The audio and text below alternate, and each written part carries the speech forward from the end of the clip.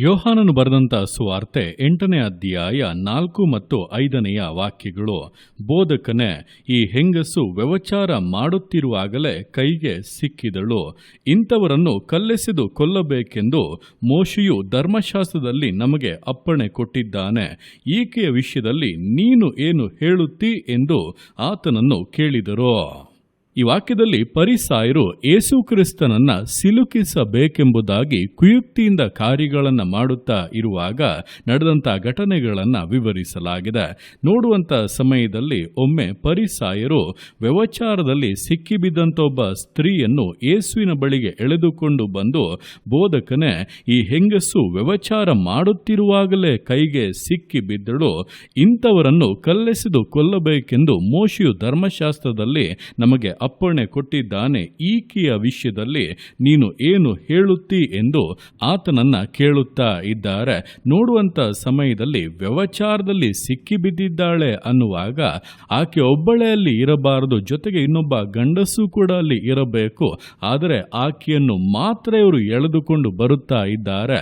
ಅದರಲ್ಲೇ ಅವರ ಸ್ವಭಾವ, ಅವರ ಮನಸ್ಥಿತಿ ಎಷ್ಟು ತುಚ್ಛವಾದದ್ದು ಎಂಬುದು ಸ್ಪಷ್ಟವಾಗಿ ಬಹಿರಂಗವಾಗುತ್ತದೆ. ಅದರ ನಂತರ ನೋಡುವಾಗ ಯೇಸು ಕ್ರಿಸ್ತನು ಅವರಿಗೆ, ನಿಮ್ಮಲ್ಲಿ ಪಾಪವಿಲ್ಲದವನು ಯಾರೋ ಅವನೇ ಮೊದಲು ಆಕೆಯ ಮೇಲೆ ಕಲ್ಲನ್ನು ಹಾಕಲಿ ಎಂಬುದಾಗಿ ಹೇಳಿದ ಕೂಡಲೇ ಅಲ್ಲಿದ್ದಂಥ ಪ್ರತಿಯೊಬ್ಬೊಬ್ಬರು ಚಿಕ್ಕವರಿಂದ ಹಿಡಿದು ದೊಡ್ಡವರ ತನಕ ತಾವು ಪಾಪಿ ಎಂಬುದಾಗಿ ಮನಸ್ಸಿನಲ್ಲಿ ತಿಳಿದುಕೊಂಡು ಆ ಸ್ಥಳವನ್ನು ಬಿಟ್ಟು ಹೋದರು ಎಂಬುದಾಗಿ ವಾಕ್ಯವು ಸ್ಪಷ್ಟವಾಗಿ ಹೇಳುತ್ತದೆ.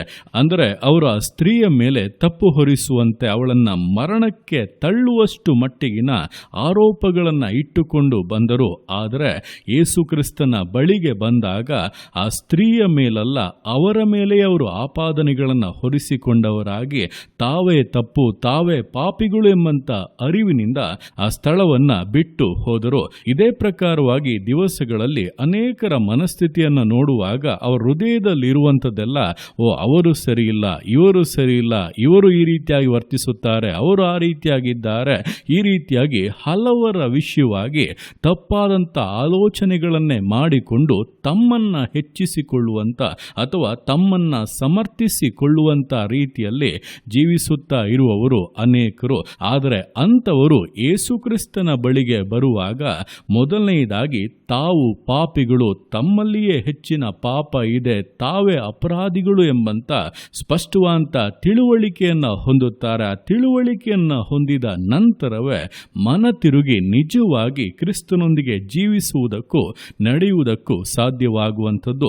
ಯಾರು ಯೇಸು ಕ್ರಿಸ್ತನ ಬಳಿಗೆ ಬರುವುದಿಲ್ಲವೋ, ಆತನೊಟ್ಟಿಗೆ ನಡೆಯಬೇಕು, ಆತನೊಟ್ಟಿಗೆ ಅನ್ಯೋನ್ಯವಾಗಿ ಜೀವಿಸಬೇಕು, ಪರಲೋಕ ರಾಜ್ಯವನ್ನು ಸೇರಬೇಕು ಎಂಬಂತ ದಾಹ ತವಕ ಯಾರಲ್ಲಿ ಇರುವುದಿಲ್ಲವೋ ಅವರ ಮನಸ್ಥಿತಿ ಮತ್ತೊಬ್ಬರ ಮೇಲೆ ತಪ್ಪು ಹೊರಿಸುವಂಥದ್ದು, ಮತ್ತೊಬ್ಬರನ್ನ ದೂರುವಂಥದ್ದು, ಅವರ ಕೊರತೆಗಳನ್ನೇ ಎತ್ತಿ ಹಿಡಿದು ತಮ್ಮಲ್ಲಿರುವಂಥ ಪಾಪಗಳನ್ನು ಅರಿಯದೆ ತಾವು ನರಕದ ಮಾರ್ಗದಲ್ಲಿ ಹೋಗುತ್ತಾ ಇರುತ್ತಾರೆ. ಇಂಥವರನ್ನ ತಪ್ಪಿಸುವುದಕ್ಕೆ ಯಾರಿಂದಲೂ ಸಾಧ್ಯವಿಲ್ಲ. ಅವರು ಕ್ರಿಸ್ತನ ಬಳಿಗೆ ಬರದ ಹೊರತು, ತಮ್ಮ ಪಾಪಗಳ ಕುರಿತಾಗಿ ತಿಳಿದುಕೊಳ್ಳದ ಹೊರತು, ಮನ ತಿರುಗದ ಹೊರತು ಅಂಥವರಿಗೆ ವಿಮೋಚನೆಯೇ ಇಲ್ಲ. ರಕ್ಷಣೆಯು ಅವರಿಗೆ ಬಹಳ ದೂರವಾಗಿದೆ. ಪರಲೋಕ ರಾಜ್ಯದಲ್ಲಿ ಅವರಿಗೆ ಪಾಲು ಕೂಡ ಇರುವುದಿಲ್ಲ. ಆದ್ದರಿಂದ ಈ ದಿವಸಗಳಲ್ಲಿ ಮೊದಲನೆಯದಾಗಿ ಅರಿತುಕೊಳ್ಳಿ, ನಾವು ಯೇಸು ಕ್ರಿಸ್ತನ ಹತ್ತಿರ ಬರುವಾಗ ನಮಗೆ ಮೊದಲನೆಯದಾಗಿ ಕಾಣುವಂಥದ್ದು ನಮ್ಮ ತಪ್ಪುಗಳು. ಆದ್ದರಿಂದ ಈ ದಿವಸಗಳಲ್ಲಿ ಸ್ಪಷ್ಟವಾಗಿ ಅರಿತುಕೊಳ್ಳಿ, ನಾವು ಯೇಸು ಕ್ರಿಸ್ತನ ಹತ್ತಿರ ಬರುವಾಗ, ಆತನೊಂದಿಗೆ ಜೀವಿತವನ್ನು ನಡೆಸುವಾಗ ನಮ್ಮ ದೃಷ್ಟಿ ಬೇರೊಬ್ಬರ ಮೇಲೆ, ಅವರ ಕೊರತೆಗಳ ಮೇಲೆ, ಅವರ ಪಾಪಗಳ ಮೇಲೆ ಇರುವುದಿಲ್ಲ. ಬದಲಾಗಿ ನಮ್ಮನ್ನೇ ನಾವು ಪರೀಕ್ಷಿಸಿಕೊಳ್ಳುವವರಾಗಿ, ನಮ್ಮನ್ನು ಕ್ರಿಸ್ತನ ಜೊತೆಗೆ ಹೋಲಿಸಿಕೊಂಡು ಉಂಟಾಗಬೇಕಾಗಿರುವಂಥ ಬದಲಾವಣೆಗೆ ನಾವು ಹೆಚ್ಚು ಗಮನವನ್ನು ಕೊಡುತ್ತೇವೆ. ಆ ರೀತಿಯಾಗಿಯೇ ನಾವು ಪರಿಶುದ್ಧತೆಯಿಂದ ಪರಿಶುದ್ಧತೆಗೂ, ನೀತಿವಂತಿಕೆಯಿಂದ ನೀತಿವಂತಿಕೆಗೂ, ದೇವರೊಟ್ಟಿಗೆ ಅನ್ಯೋನ್ಯವಾಗುವಂಥ ಅನುಭವದಲ್ಲಿಯೂ ನಡೆಯುವುದಕ್ಕೆ ಸಾಧ್ಯ. ಆದ್ದರಿಂದ ಈ ದಿವಸಗಳಲ್ಲಿ ನೀವು ಮತ್ತೊಬ್ಬರ ಕೊರತೆಗಳನ್ನು, ಮತ್ತೊಬ್ಬರ ತಪ್ಪುಗಳನ್ನೇ ನೋಡಿಕೊಂಡು ಜೀವಿಸುತ್ತಾ ಇರುವುದಾದರೆ ನೀವು ಕ್ರಿಸ್ತನ ಜೊತೆಯಲ್ಲಿ ನಡೆಯುತ್ತಾ ಇಲ್ಲ. ನಿಮ್ಮ ದೃಷ್ಟಿ ಬೇರೆ ಎಲ್ಲೋ ಹೋಗಿದೆ. ನಿಮ್ಮ ಜೀವಿತವು ತಪ್ಪಿ ಹೋಗಿದೆ ಎಂಬುದನ್ನು ಅರಿತು ಯೇಸು ಕ್ರಿಸ್ತನ ಬಳಿಗೆ ಬನ್ನಿರಿ, ಮನ ತಿರುಗಿರಿ, ಆತನೊಟ್ಟಿಗೆ ಅನ್ಯೋನ್ಯವಾಗಿ ಜೀವಿಸಿ ನಿಶ್ಚಯವಾಗಿ ಪರಲೋಕ ರಾಜ್ಯದ ಭಾಗ್ಯವನ್ನು ಹೊಂದಿಕೊಳ್ಳುತ್ತೀರಾ ಎಂಬುದನ್ನು ಅರಿತು ದೇವರ ಕರಗಳಲ್ಲಿ ಸಮರ್ಪಿಸಿ ವಿಧೇಯತೆಯಿಂದ, ದೃಢತೆಯಿಂದ, ಸಮರ್ಪಣೆಯಿಂದ ವಿಶ್ವಾಸ ಜೀವಿತಗಳನ್ನು ಮುನ್ನಡೆಸೋಣ. ದೇವರ ಕರಗಳಲ್ಲಿ ಸಮರ್ಪಿಸಿ ಪ್ರಾರ್ಥಿಸೋಣ. ಯೇಸುವೆ ಸ್ತೋತ್ರ ರಾಜ, ಕೊಟ್ಟಂಥ ದಿವಸಕ್ಕೋಸ್ಕರ ಸ್ತೋತ್ರ ಕರ್ತನೆ. ಈ ದಿವಸ ನಿನ್ನ ಕರಗಳಲ್ಲಿ ಸಮರ್ಪಿಸ್ತಾನೆ. ಪ್ರತಿಯೊಂದು ಜೀವಿತಗಳನ್ನು ನೀನು ಆಳ್ವಿಕೆ ಮಾಡು, ಬಲಪಡಿಸು ಕರ್ತನೆ. ಹೌದಪ್ಪ, ನಿನ್ನ ವಾಕ್ಯದ ಮೂಲಕ ನಿನ್ನ ಮೊಟ್ಟಿಗೆ ಸ್ಪಷ್ಟವಾಗಿ ಮಾತನಾಡಿದೀಯಾ. ನಾವು ನಿಮ್ಮ ಬಳಿಗೆ ಬರುವಾಗ ನಿಮ್ಮೊಟ್ಟಿಗೆ ಅನ್ಯೋನ್ಯವಾಗಿ ಜೀವಿಸಬೇಕೆಂಬುದಾಗಿ, ನಿಮ್ಮೊಂದಿಗೆ ನಡೆಯಬೇಕೆಂಬುದಾಗಿ ತೀರ್ಮಾನವನ್ನು ಮಾಡುವಾಗ ನಾವಪ್ಪ ನಿಮ್ಮೊಂದಿಗೆ ನಮ್ಮನ್ನು ಹೋಲಿಸಿಕೊಳ್ಳುತ್ತೇವೆ. ನಮ್ಮಲ್ಲಿರುವಂಥ ತಪ್ಪುಗಳನ್ನು, ನಮ್ಮಲ್ಲಿರುವಂಥ ಕೊರತೆಗಳನ್ನು ಬದಲಾಯಿಸಿಕೊಳ್ಳುವುದಕ್ಕೆ ಪ್ರಯತ್ನಿಸುತ್ತೇವೆ. ಯಾವಾಗಪ್ಪ ನಿಮ್ಮನ್ನು ದೃಷ್ಟಿಸುವುದನ್ನು ಬಿಟ್ಟು ನಮ್ಮ ದೃಷ್ಟಿ ಬೇರೆ ಕಡೆಗೆ ಹೋಗುತ್ತದೋ, ನಮ್ಮನ್ನು ನಾವು ಹೆಚ್ಚಿಸಿಕೊಳ್ಳುವುದಕ್ಕೆ ಮುಂದಾಗುತ್ತೇವೋ, ಆಗ ಇತರರ ಕೊರತೆಗಳು, ಇತರರ ತಪ್ಪುಗಳು ಅವರನ್ನು ಖಂಡಿಸುವಂಥದ್ದು, ಅವರ ಮೇಲೆ ದೂರು ಹೇಳುವಂಥದ್ದು, ಗುಣಗುಟ್ಟುವಂಥದ್ದು, ಇಂತಹ ಸ್ವಭಾವಗಳೇ ಹೆಚ್ಚಾಗುತ್ತದೆ ಎಂಬುದನ್ನು ಅರಿತು ಅದು ನಮ್ಮನ್ನು ಕ್ರಿಸ್ತನಿಂದಲೂ ಪರಲೋಕ ರಾಜ್ಯದಿಂದಲೂ ಅಗಲಿಸಿ ಬಿಡುತ್ತದೆ, ನಿತ್ಯ ಜೀವವನ್ನೇ ವಂಚಿಸಿ ಬಿಡುತ್ತದೆ ಎಂಬುದನ್ನು ತಿಳಿದು ಈ ದಿವಸಗಳಲ್ಲಿ ಕರ್ತನೆ ನಿನ್ನ ಬಳಿಗೆ ಬರುವುದಕ್ಕೆ, ಮನ ತಿರುಗುವುದಕ್ಕೆ ಪ್ರತಿಯೊಬ್ಬರಿಗೂ ಸಹಾಯ ಮಾಡು. ನಮ್ಮನ್ನು ನಾವು ಪರೀಕ್ಷಿಸಿಕೊಳ್ಳಬೇಕು. ನಾವು ಇನ್ನೂ ಪರಿಶುದ್ಧರಾಗಿ, ಇನ್ನೂ ನೀತಿವಂತರಾಗಿ ನಿನಗೆ ಒಪ್ಪುವ ರೀತಿಯಲ್ಲಿ ಬದಲಾಗಬೇಕು.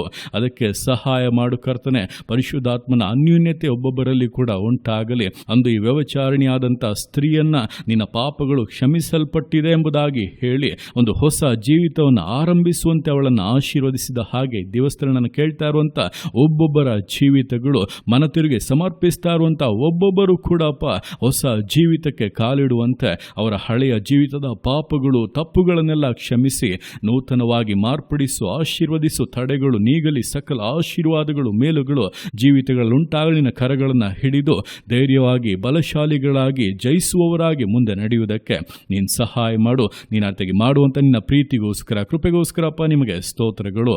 ಪ್ರತಿಯೊಂದು ಜೀವಿತಗಳನ್ನಪ್ಪ ನಿಮ್ಮ ಕರಗಳಲ್ಲಿ ಸಮರ್ಪಿಸ್ತಾ ಅದನ್ನು ಆಶೀರ್ವದಿಸು, ಮಾನಿಸು, ಘನಪಡಿಸು. ಎಲ್ಲೋ ನಿಮ್ಮ ಕರಗಳಲ್ಲಿ ಸಮರ್ಪಿಸಿ ರಸದಿಗನ ಮಾನ್ಮನಿನೊಬ್ಬನಿಗೆ ಸಲ್ಲಿಸಿ ಯೇಸುವಿನ ನಾಮದಲ್ಲಿ ಬೇಡುತ್ತೆ ನಮ್ಮ ತಂದೆಯೇ. ಆಮೇನ್, ಆಮೇನ್.